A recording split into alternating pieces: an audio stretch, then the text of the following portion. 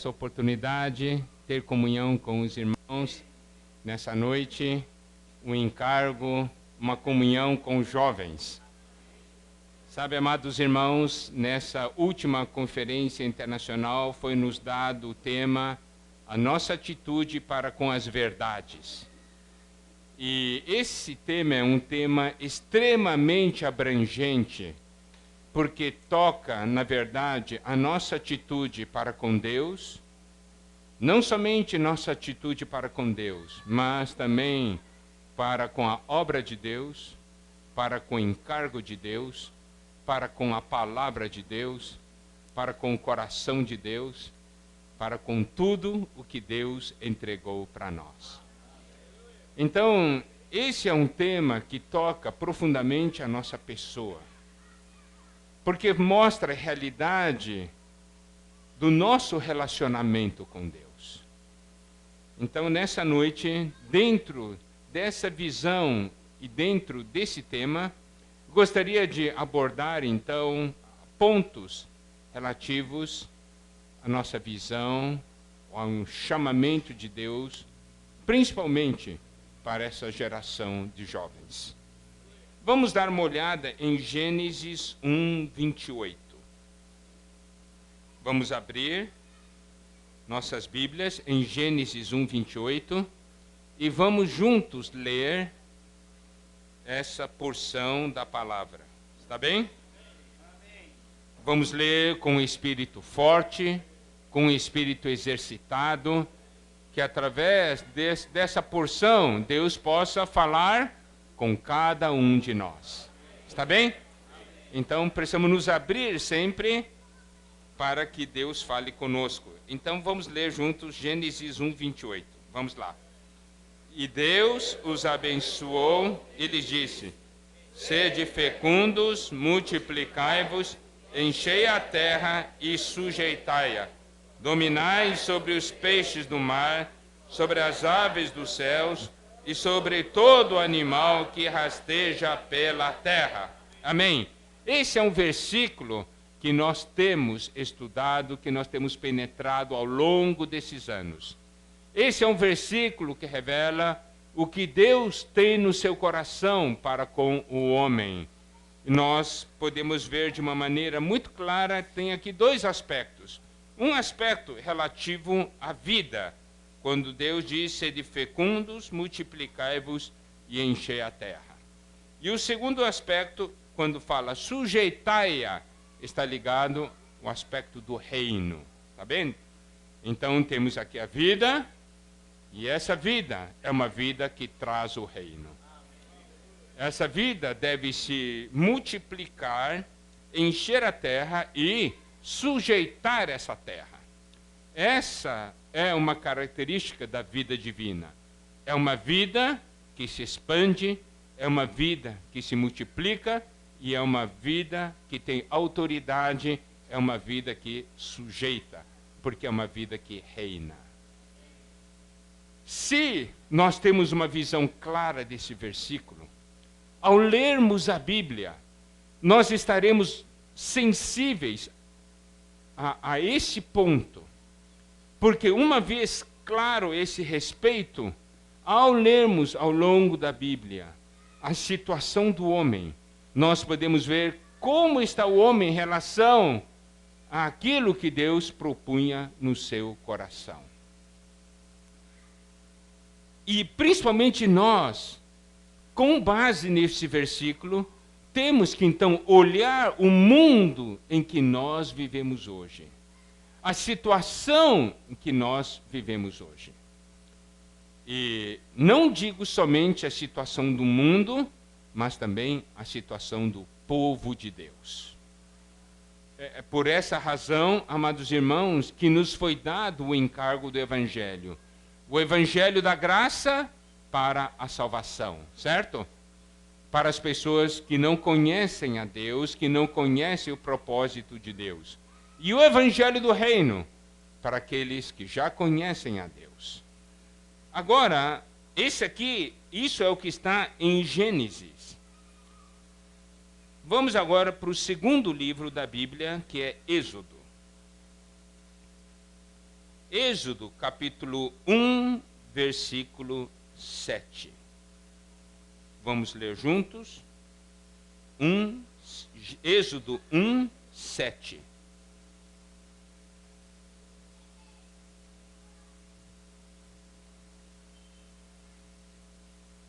Tá bem? Vamos ler.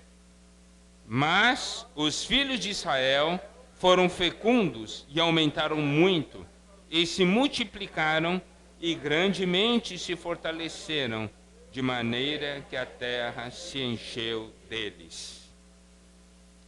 Olha só, se nós dermos uma lida nesse versículo 7, as palavras mencionadas nesse versículo, são muito semelhantes às palavras mencionadas em Gênesis 1, 28. Está certo? Gênesis 1, 28, nós temos a palavra sede fecundos. Êxodo 1, 7, tem essa palavra? Tem, fecundos. Né? E aí fala, multiplicai-vos. Tem, multiplicai-vos? Tem. Tem, enchei a terra. Tem, encher a terra? Tem. Mas falta uma palavra em Êxodo 1:7. Qual é a palavra? Sujeitai-a. Amados irmãos, o povo de Deus havia crescido.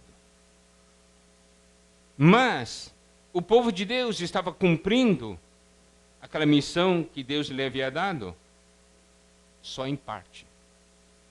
Eles tinham sido fecundos, eles se multiplicaram, eles encheram a terra, mas eles não estavam sujeitando a terra. Pelo contrário, eles foram subjugados. Eles se tornaram escravos naquela terra. Se nós dermos uma olhada hoje no meio do povo de Deus, o que nós podemos dizer? O povo de Deus tem crescido?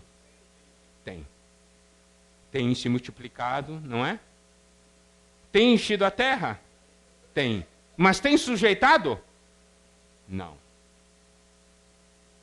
Aí nós percebemos aqui uma semelhança. Nós vemos o povo de Deus se multiplicando, mas não vemos o povo de Deus reinando. Pelo contrário, o povo de Deus ainda está sendo subjugado por esse mundo, pela corrente desse mundo, pelos costumes desse mundo. Essa é a situação que se vê hoje. E o povo de Deus sofre? Sofre ou não sofre? Sofre por causa disso. Porque ele tem uma vida. Mas essa vida não está desempenhando adequadamente a função que ela tem. Então o povo de Deus sofre. Então, vamos dar uma lida em Êxodo, capítulo 3, versículos 7 e 8.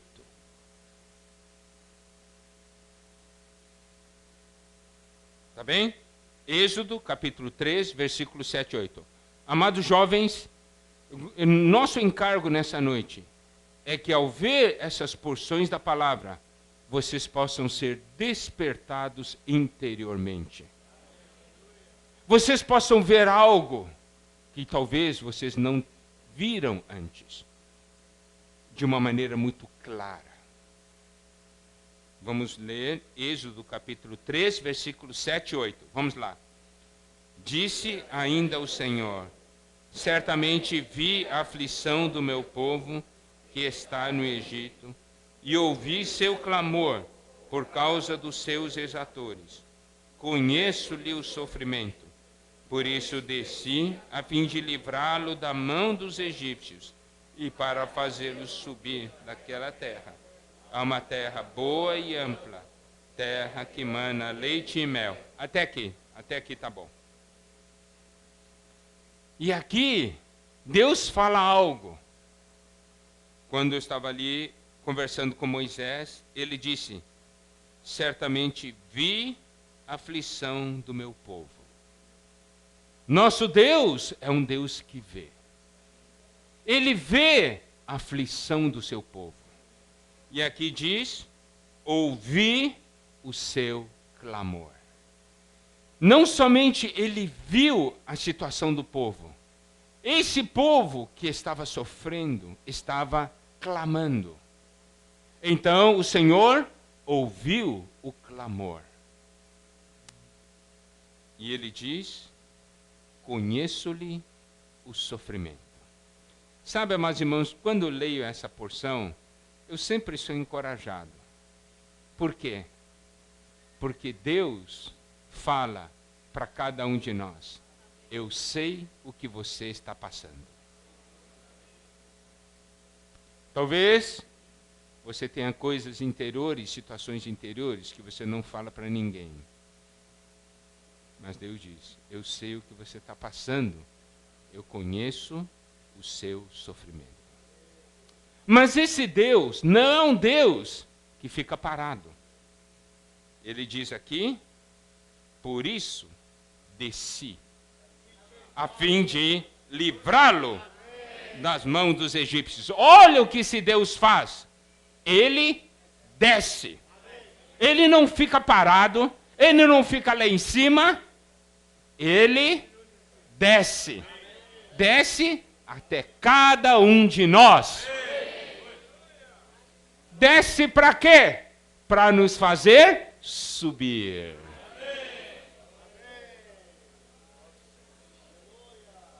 Diga para o irmão que está ao seu lado: Deus desce para me livrar, para me fazer subir.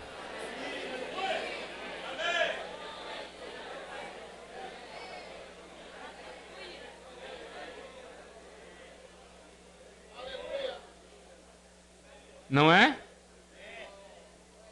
A coisa mais clara, a realidade está na pessoa do Senhor Jesus. Deus desceu. Desceu até nós. Se usa a palavra descer é porque a gente estava lá embaixo. Ele desce para nos fazer subir. Amados irmãos, Deus quer fazê-lo subir. Não é maravilhoso? É maravilhoso.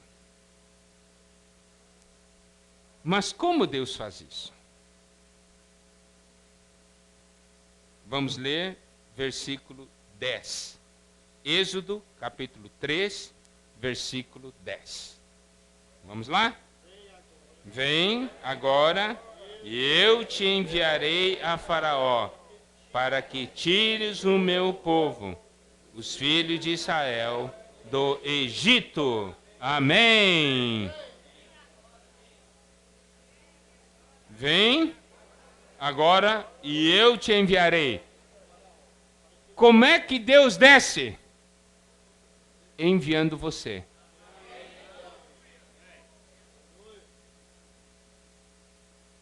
Essa é uma visão que nós precisamos ter. Sabe de uma coisa? Eu fiz as perguntas antes. Como está a situação do povo de Deus hoje? Não é? Sofrimento, o que estão passando, eles estão orando, estão clamando, Deus viu e ouviu. E sabe que como Deus vai resolver o problema? Enviando você. Você acredita nisso? Você acredita nisso? Enviando você.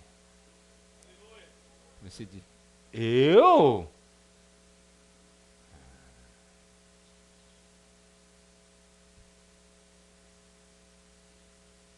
Sabe?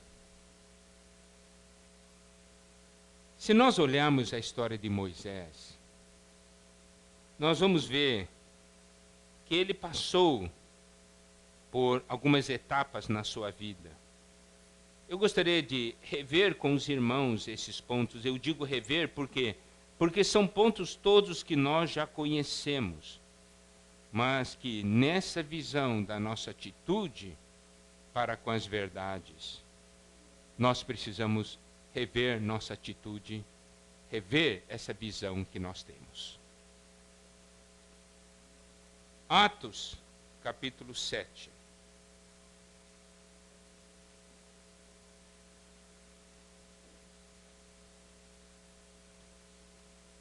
Versículo 22.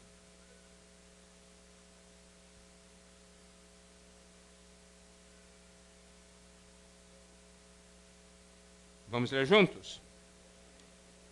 E Moisés foi educado em toda a ciência dos egípcios, e era poderoso em palavras e obras.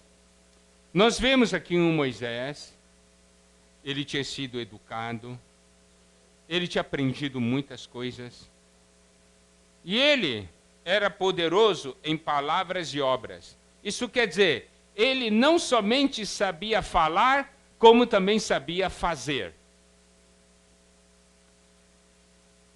Isso é uma característica muito boa, né? Muitas vezes a gente só sabe falar, mas não sabe fazer.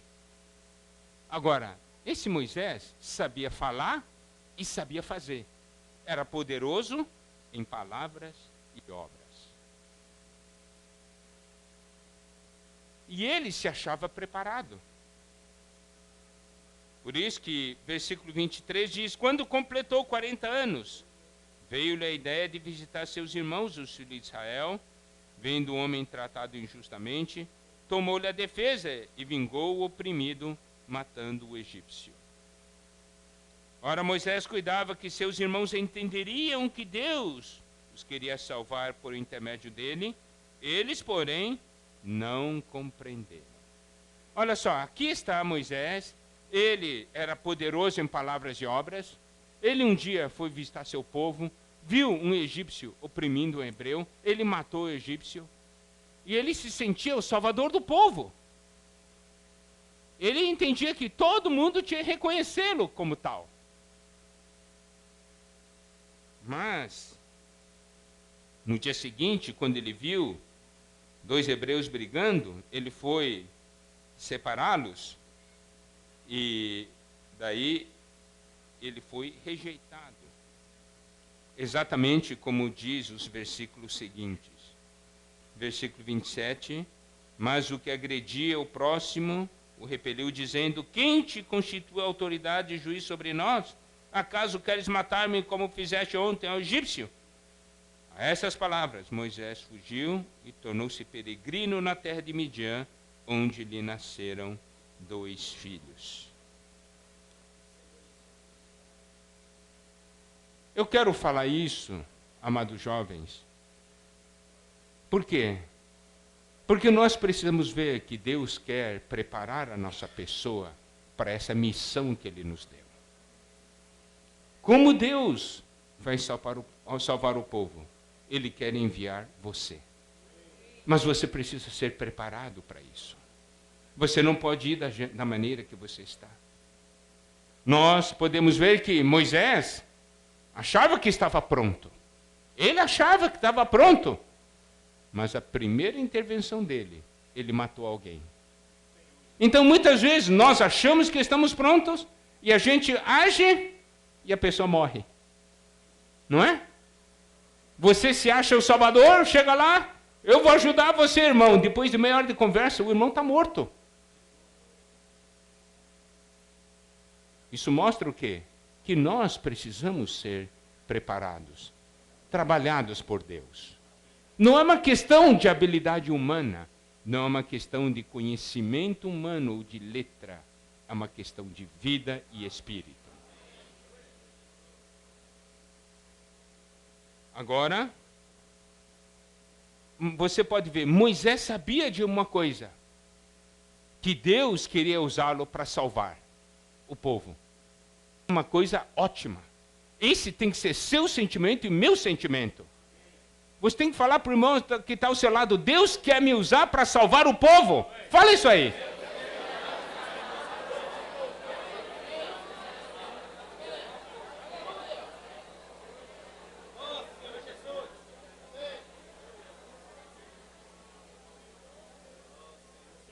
Essa visão que nós precisamos ter. Isso aqui deve ser uma certeza em nossa vida. Agora, Moisés fez isso, falhou, daí fugiu para o deserto. E a gente pode dar uma olhada em Êxodo, capítulo 2. Ele fugiu para o deserto e foi para a terra de Midian, ficou ao lado do poço, isso está em Êxodo 2,15. Então vieram os pastores, enxotaram as filhas do sacerdote de Midian, e Moisés, porém, se levantou e as defendeu, e deu de beber para o rebanho. Daí, quando elas voltaram para Reuel, seu pai, versículo 18, este lhes perguntou: por que viestes hoje mais cedo? Responderam elas: um egípcio nos livrou das mãos dos pastores e ainda nos tirou água e deu de beber ao rebanho. Olha só, Moisés, a sua expressão ainda era a expressão de um egípcio, não é? Ele era hebreu. Mas as pessoas viam, observando ele, chamaram ele de egípcio, não chamaram ele de hebreu. Muitas vezes, as pessoas ao olharem para nós, eles vão falar o quê? Ao olhar para você, amado irmão jovem, você está no meio dos colegas, eles te chamam egípcio ou hebreu? Você é conhecido na escola como egípcio ou hebreu?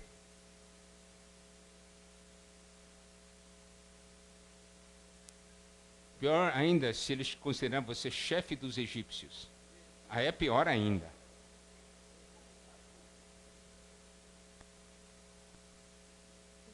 A coisa é séria. Se você sabe da sua missão, você vai considerar isso diante de Deus. Deus quer livrar o seu povo. Ele precisa usar alguém. E Ele quer usar você. Sem dúvida que Deus quer usar você. Mas Ele pode usar você? Aí que está o ponto. Querer Ele quer, mas poder é outra coisa. Isso depende muito da nossa situação. E nós sabemos que Moisés ficou ali 40 anos. Até que um dia Deus apareceu para ele. De uma maneira inesperada, não é? Apareceu no meio de uma sarça. Aquela sarça chamou a atenção de Moisés. Deus chamou a atenção de Moisés e atraiu Moisés. Moisés estava num canto. Olha só, Êxodo 3, versículo 2. Apareceu-lhe o anjo do Senhor numa chama de fogo, no meio de uma sarça. Moisés olhou, eis que a sarça ardia no fogo e a sarça não se consumia. Então disse consigo mesmo: irei para lá e verei essa grande maravilha. Por que a sarça não se queima? Nós podemos ver que o Senhor chamou a atenção de Moisés e o atraiu. Atraiu para que ele se aproximasse, para que pudesse falar com ele. Então, do meio da sarça, o Senhor chamou Moisés, Moisés, e ele disse: eis-me aqui. Amados irmãos, muitas vezes nossa atenção está em outras coisas. Mas um dia, Deus nos chama a atenção e nos atrai para perto dele, porque ele quer conversar com a gente. Ele quer nos dar uma missão. Ele quer nos dar uma comissão. E essa tem que ser a sua experiência e a minha experiência. Amados irmãos, ir no oba-oba não adianta. Nós precisamos dessa conversa com Deus. Deus precisa falar conosco.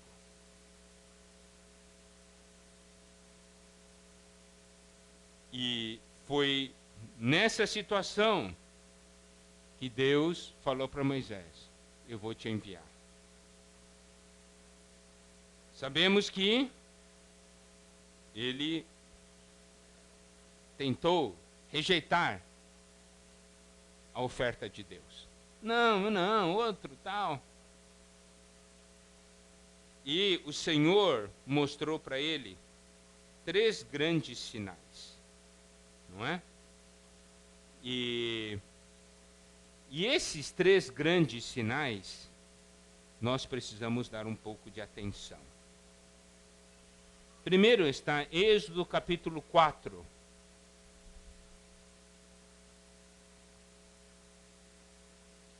Respondeu Moisés: mas eis que não crerão nem acudirão à minha voz, pois dirão: o Senhor não te apareceu. Moisés, ele já tinha sido rejeitado uma vez pelo povo. Agora Deus estava mandando ele ir. Ele estava traumatizado pela primeira experiência. Porque aquela primeira experiência tinha sido um fracasso. E por causa daquela experiência, ele não somente se sentiu perseguido depois por Faraó, mas ele, pior de tudo, é que ele se sentiu rejeitado pelo povo. Não é? Ele se sentiu rejeitado pelo povo. Mas nós podemos ver, daí o Senhor fez uma pergunta para ele: o que você tem na mão? Ele disse: eu tenho uma vara. O Senhor disse: lança na terra. Ele a lançou na terra e ela virou uma serpente. Nós sabemos, uma vara é muito importante para alguém que anda no deserto. Porque você anda no meio da areia, a vara você se sustenta, né? Usa como apoio. Você segura. Daí o Senhor disse para ele jogar a vara, e a vara se tornou uma serpente. E aí o Senhor ordenou-lhe que pegasse pela cauda, e ela se tornou novamente em vara. Isso mostra o quê? Que nós, muitas vezes, nos apoiamos em outras coisas que não Deus. Todas essas outras coisas em que nós nos apoiamos é uma serpente. Nós temos que um dia jogar fora. E aí, pegar pela cauda significa pegar de maneira apropriada. Você sabe, não sei se vocês já viram, né, naqueles programas da Discovery Channel, né, ou Animal Planet, as pessoas que pegam uma cobra, pegam pelo rabo, não é? Daí morde? Não, ele consegue segurar assim. Nós devemos saber de uma coisa: qualquer coisa no qual nós nos apoiamos, que não seja Deus, é uma cobra e pode nos picar. Nós temos que aprender a jogar fora. Aí, pegar da maneira adequada, que é pela cauda. Jovens têm muitas vezes confiança no seu conhecimento, na sua capacidade, na sua força, e principalmente acha que sabe bastante. Diz, não, essa geração velha já não sabe mais nada, nós aqui é que sabemos as coisas, né? Mas está ali, pegando a serpente. Qualquer momento a serpente vai picar. Nós temos que aprender a jogar fora. Senhor, nós queremos confiar somente em Ti. Esse é o segredo de servir a Deus. Como eu vou poder ajudar os outros se eu não confiar em Deus? Não é? A segunda experiência foi quando o Senhor ordenou que ele metesse a mão no peito, e daí ele fez, e quando tirou, a mão estava leprosa. Daí o Senhor pediu para que tornasse a meter a mão no peito, e aí tirou, estava de novo limpo, como a mão estava limpa como o restante da sua pele. Isso Deus quer mostrar como é perigosa a nossa natureza. Nós todos temos uma natureza leprosa, que é uma natureza de rebelião. Nós todos temos uma natureza rebelde. Porque nós temos o nosso ponto de vista. Quando a gente é novo na vida cristã, os irmãos falam, a gente aceita. Mas depois que passou alguns anos, a gente diz assim, Joel falou isso, mas eu sei mais que o Joel. Eu sei mais do que ele. Eu não preciso ouvir o que ele fala. Eu não concordo com ele. Está vendo? Essa é a natureza rebelde. Nós achamos que nós sabemos.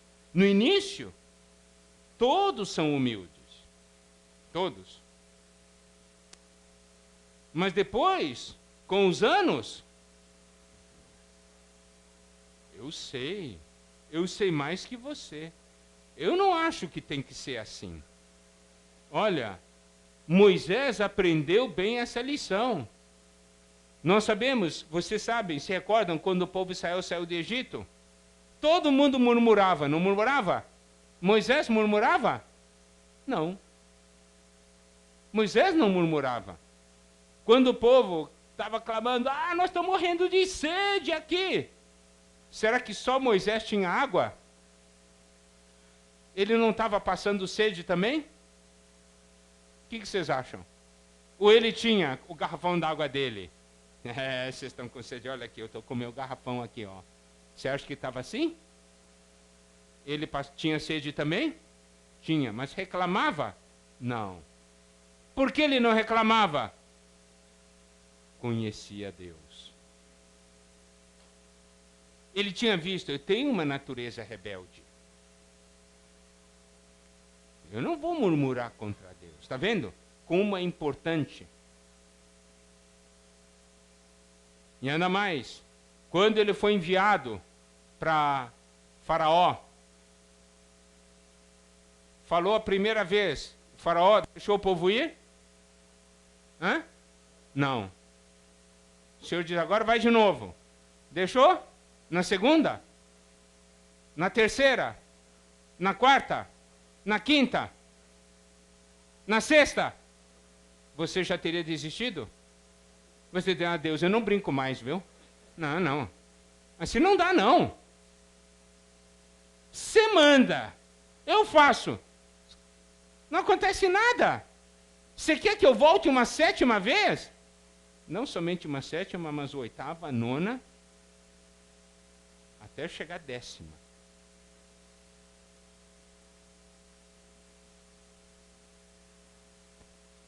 Ok. Deus quer salvar a pessoa. Enviou uma vez. Salvou na primeira vez? Não. Deus diz, vai de novo. Você vai? Você vai? Vai ou não vai? Responda para mim. Você já desistiu na primeira? Vai ou não vai segunda? Vai. Terceira? Quarta?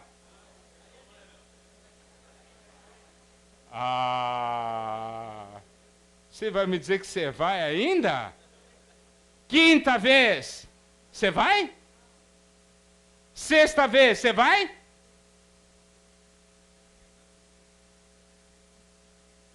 Está vendo? Precisa ser preparado ou não? Nós não temos que mudar de atitude? Nosso negócio aquele não dá. Aquele cara não dá. Já fui uma vez, não deu? Para mim chega. Uma vez.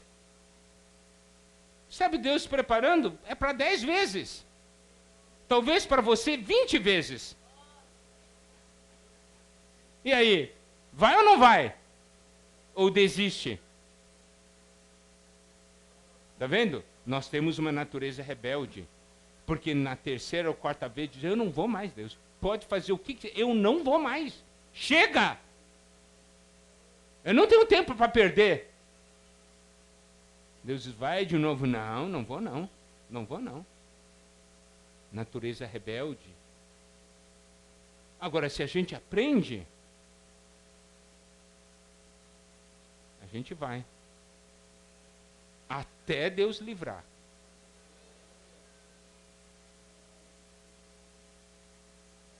Deus quer usar você?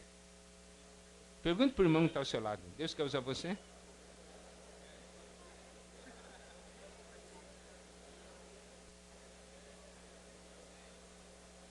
O que você respondeu?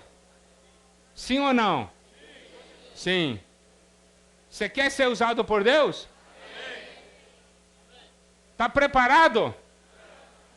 Ah, vocês são bem sinceros. Mas, primeiro, olha, não foi assim com Moisés? Não, eu não, manda outro. Ih, eu não sei falar, não sei nada. Mas muito bom assim. Porque a gente aprende a não confiar em si. Se Moisés, depois de 40 anos, quando Deus falasse para ele, vai e disse, é comigo mesmo, Deus, pode ficar tranquilo, aí não teria caminho para Deus. Mas se você acha, olha, Senhor, eu não consigo, mas se você manda, eu vou. Eu vou porque você mandou. Os irmãos entendem? Por que você vai?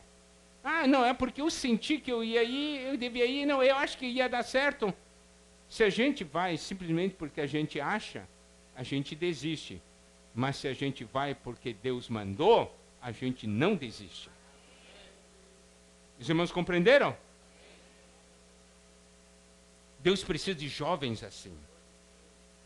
E terceiro ponto foi mostrar que aquela água, ao derramar, se transformava em sangue sobre a terra. Isso mostra o quê? Principalmente esse sinal feito ali na região do Egito. A água do rio Nilo é a água que supre, que rega a terra fértil do Egito. Para eles, aquilo é vida.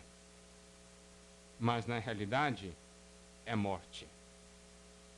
O mundo, a correnteza desse mundo, aos olhos das pessoas do mundo é vida, mas aos olhos de Deus é morte. Nós não queremos as águas da morte. Nós queremos as águas da vida. E as águas da vida não vêm do Egito, vêm de Deus. Vêm do Senhor, vêm do seu lado que foi ferido. Amém? Por isso nós precisamos ter essa visão. Por que eu estou falando isso, amados irmãos? Porque o nosso desejo não é que você seja simplesmente alguém que prega o evangelho porque alguém falou para você, ou prega o evangelho porque você está empolgado. Nós queremos que você pregue o evangelho porque Deus enviou você. Você tem que falar para o irmão que está ao seu lado, eu prego o evangelho porque Deus me enviou.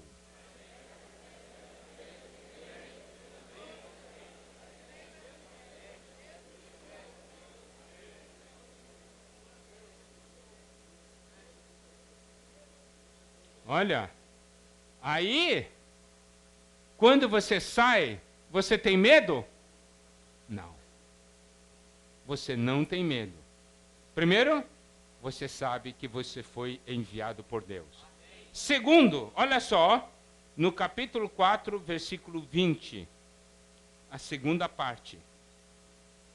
Moisés levava na mão a vara de Deus.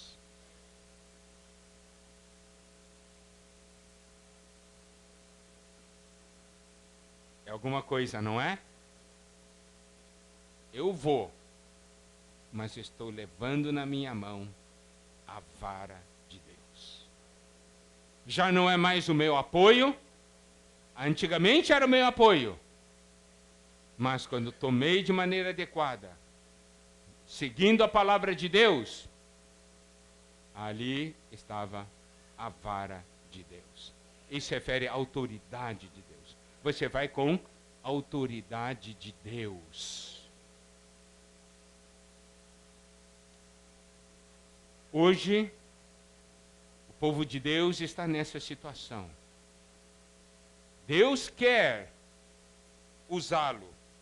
Deus quer enviá-lo.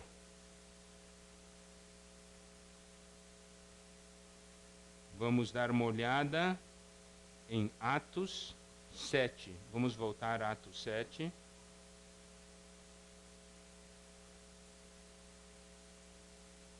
Agora, versículos 34 e 35.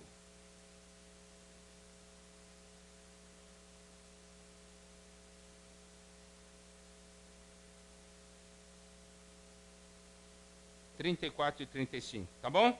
Vamos ler juntos? Vi com efeito o sofrimento do meu povo no Egito. Ouvi o seu gemido e desci para libertá-lo. Vem agora e eu te enviarei ao Egito. A este Moisés, a quem negaram reconhecer, dizendo: quem te constituiu autoridade e juiz? A este enviou Deus como chefe e libertador, com a assistência do anjo que lhe apareceu na sarça. Está vendo? Quando Moisés, pela primeira vez, tentou libertar, tentou fazer algo, matou o egípcio, e ele foi rejeitado também, ele estava fazendo sozinho. Ele estava fazendo com a sua própria força e capacidade, ele estava fazendo com o que ele tinha aprendido. Mas, 40 anos depois, quando Deus o enviou, ele fez com a assistência do anjo que lhe apareceu na sarça. Já não era ele mais, era ele e Deus juntos. Não é uma maravilha, amados irmãos, amados jovens, você ter a chance de cooperar com Deus, de trabalhar junto com Deus? Não é? Não é uma maravilha um dia no reino alguns falarem para você: obrigado, irmão, por haver me libertado.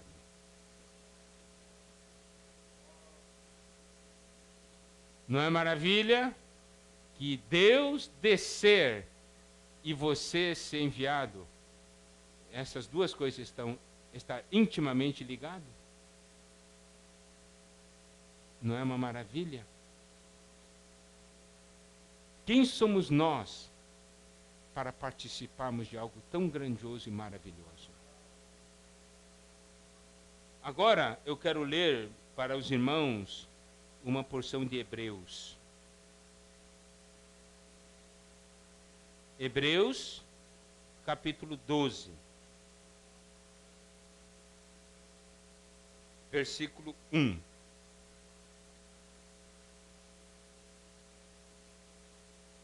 Vamos ler juntos? Hebreus 12, versículo 1. Tá? Vamos ler juntos? Vamos lá. Portanto, também nós, visto que temos a rodear-nos tão grande nuvem de testemunhas, desembaraçando-nos de todo o peso e do pecado que tenazmente nos assedia, corramos com perseverança a carreira que nos está proposta. Amém? Olha, vou dizer uma coisa, eu gosto muito desse versículo. Geralmente, a gente, quando a gente conversa no meio dos jovens, estudam e tal, a gente faz a seguinte pergunta: que carreira você quer fazer, não é? Qual é a carreira?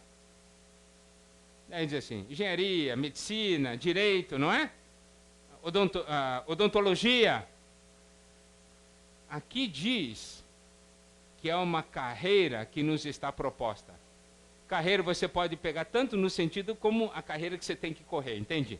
Há uma corrida que está na sua frente, há um caminho que está proposto para você. Deus está propondo. O que nós falamos até agora é a carreira que Deus está propondo para você. Você quer correr essa carreira? Quer? Deus está propondo, Deus não obriga você. Quer ser libertador? Quer? Carreira de libertador. Hã? uma carreira e tanto, hein, já? É. Essa carreira está sendo proposta para nós. Deus propõe. Você quer? Quer? Muito fraco. Se eu perguntasse assim, tivesse um cheque de 1 milhão aqui, você quer? Eu duvido que vocês fazem. Amém. Amém. Eu duvido que vocês farem isso aí. Sabe por quê a gente não reage? Porque a gente não viu. Quem vê diz, amém! Que coisa tremenda. É verdade. É verdade. Eu sei o que eu estou falando. Se você vê, você quer essa carreira? Você tem que levantar. O que eu faço? O que eu faço? O que eu tenho que fazer? É a chance da nossa vida. Mas essa carreira não é fácil. Correr essa carreira não é fácil. Mas, olha só o que diz aqui. Primeiro, portanto, também nós, visto que temos a rodear-nos tão grande nuvem de testemunha, significa que está assim de gente olhando. Ó. E essa testemunha é no sentido positivo, viu? Todo mundo esperando para ver sua resposta. Diga sim, diga que aceita, diga que você vai correr, diga. Tão grande nuvem de testemunhas, né? Agarra a chance, não joga fora. Ser engenheiro, ser advogado, ser dentista, isso é carreira secundária. Não é isso? Ou você no reino, vai ser dentista no reino ainda?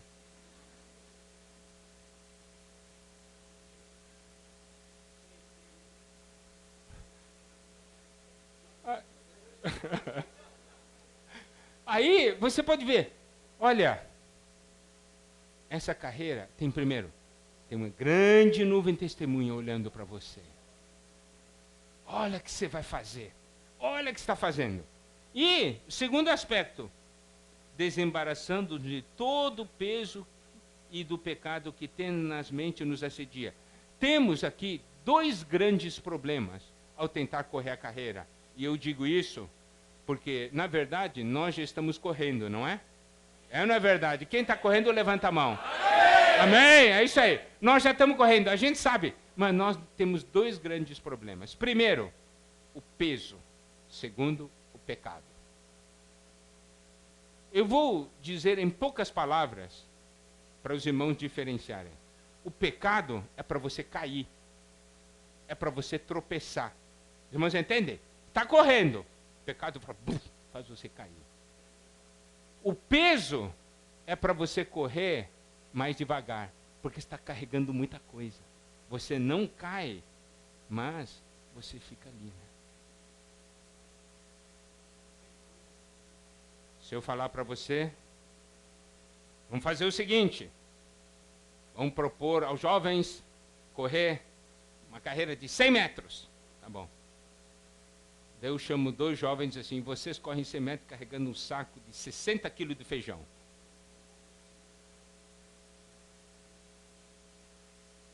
Pode ser que isso chegue até lá no fim, mas vai levar um tempão, não vai? Então, o inimigo faz 2 coisas. Pecado é visível, faz você cair, não é? Cair em pecado. Pequei, caí. Você, porque na hora que peca, você para a corrida. Tem que aplicar o sangue, tem que se arrepender para voltar a correr, não é? Mas tem que levantar de novo e correr. Agora, o peso, muitas vezes a gente não percebe. Põe uma coisinha no bolso aqui, outra coisinha ali, pega uma coisinha ali, pendura aqui, uma mochila nas costas. São tudo coisa boa. Coisa boa que você quer levar com você. Não é? Daí vai aqui, daqui a pouco você está assim, ó, cheio de peso. Está todo mundo correndo, você está ali, devagarinho. Aqui diz, é para nos pedir para a gente se desembaraçar disso tudo. Joga tudo fora. Amém. Corra. Amém. Corra rápido. Amém.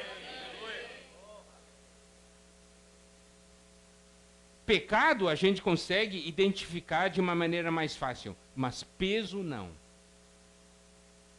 Peso não. Peso a gente...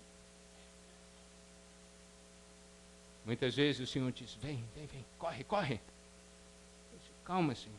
Por quê? Porque nós estamos apegados a muitas coisas. Nós queremos levar junto. Como se a gente falasse, Senhor, num dia que você me arrebatar, eu quero levar junto isso aí tudo.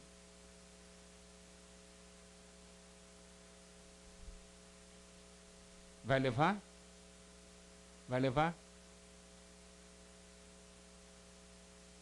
É o que sempre diz, né? Quando alguém falece, as pessoas do lado, dessa vida não se leva nada. Mas está todo mundo agarrado.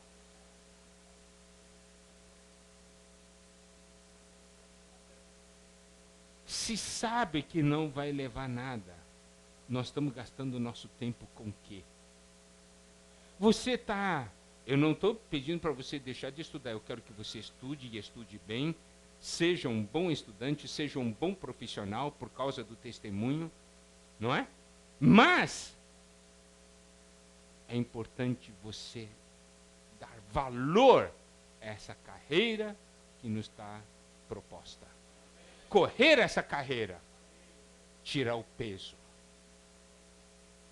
Porque se eu estou com peso e fardo, como eu vou libertar os outros do fardo e peso? Nós estamos sendo enviados para libertar. Então, eu tenho que ser primeiro liberto. E eu quero falar uma coisa, amados irmãos. Por que você hoje está aqui? Por que o Senhor trabalhou tantos anos em você? Por que o Senhor revelou para você o seu plano eterno? Por que o Senhor revelou para você o reino? Por que Ele revelou para você a sua economia? Por que revelou para você a igreja, o seu corpo? Por quê? Nós somos melhores do que os outros? Não. Por que Ele revelou isso para nós? Porque Ele ouviu o clamor do seu povo. Ele precisa de pessoas para enviar. Pessoas que aceitem primeiro ser trabalhados por Ele. Para que possam ir e libertar. Amém? Amém? Nosso encargo nessa noite é isso aí. Nosso desejo é que você tenha uma experiência forte nesse aspecto. Quando alguém perguntar, por que você prega evangelho? Deus me enviou. Não é? Daí, olha só, o faraó perguntar para Moisés, o que você vai fazer? Deus, né? Deus me enviou. A gente sabe o que fala. Deus me enviou. Mas tantas vezes não deu certo. Vai dar. Vai dar. Claro que vai dar. Amém? Amém. Diga para o irmão que está do seu lado. Vai dar certo.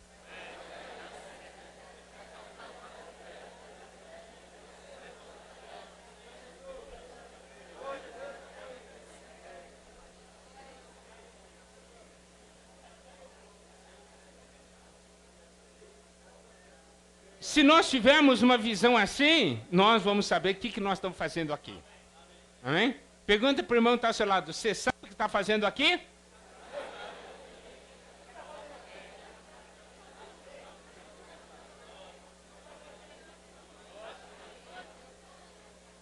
Vai ter que dizer, eu sei!